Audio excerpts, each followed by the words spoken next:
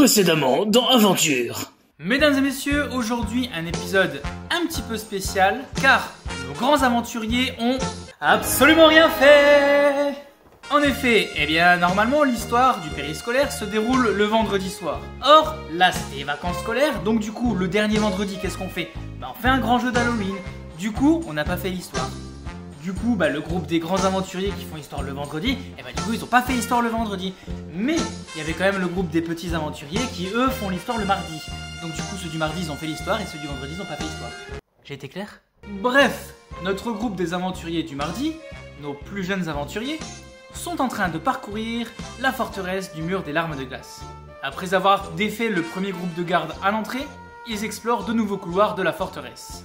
Ils tombent nez à nez d'ailleurs dans un couloir particulièrement glissant, avec un précipice de chaque côté.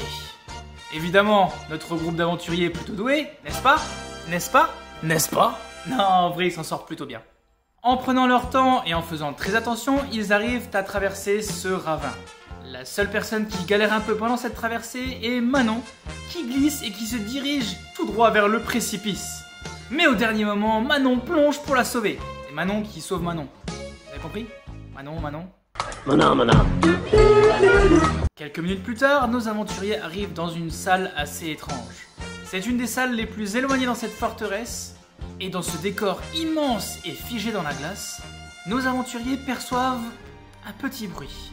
Ce bruit a l'air d'être une sorte de cri de monstre, mais très affaibli ou très lointain. Plus nos aventuriers avancent dans la salle, plus le bruit se fait persistant. Tout à coup, derrière l'un des piliers, nos aventuriers tombent nez à nez avec une vision des plus surprenantes. Un dragon, ou devrais-je dire un bébé dragon, se retrouve enchaîné à un des piliers de la salle. Mais ceci n'est pas le plus étrange. Nos aventuriers avaient trouvé ça et là, dans la forteresse, de petites traces de sang séché un peu partout. Et plus on s'approchait du dragon, plus les tâches se faisaient importantes. Lorsque nos aventuriers approchent du dragon, ils comprennent malheureusement d'où vient tout ce sang versé. Ce petit bébé dragon, qui avait l'air si gentil, si inoffensif, est couvert de blessures. Des plaies parcourent son corps, et à la vue de nos aventuriers, ce bébé dragon essaie de se cacher tant bien que mal avec sa coquille. Apparemment, ce bébé dragon a été le fruit d'expériences assez lugubres. Choqués par les conditions de vie de ce bébé dragon, nos aventuriers inspectent les chaînes pour voir s'il est facile de les enlever. Malheureusement, celles-ci sont verrouillées et le métal est bien trop dur et bien trop épais pour le faire fondre avec du feu ou le casser avec une épée. Alors que nos aventuriers se creusent la cervelle pour trouver une solution, ils entendent des pas qui se dirigent vers eux. En effet, d'autres soldats arrivent pour intercepter nos aventuriers. Le méchant,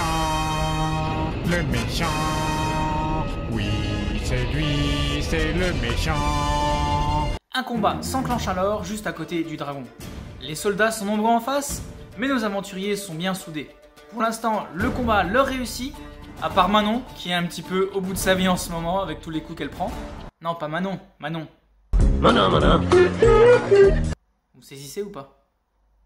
Manon.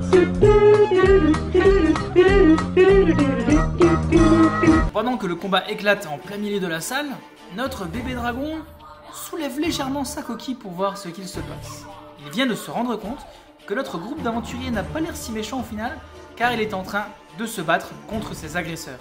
Ni une ni deux, le bébé dragon enlève sa coquille du dessus de sa tête et il essaye tant bien que mal d'attaquer un des soldats.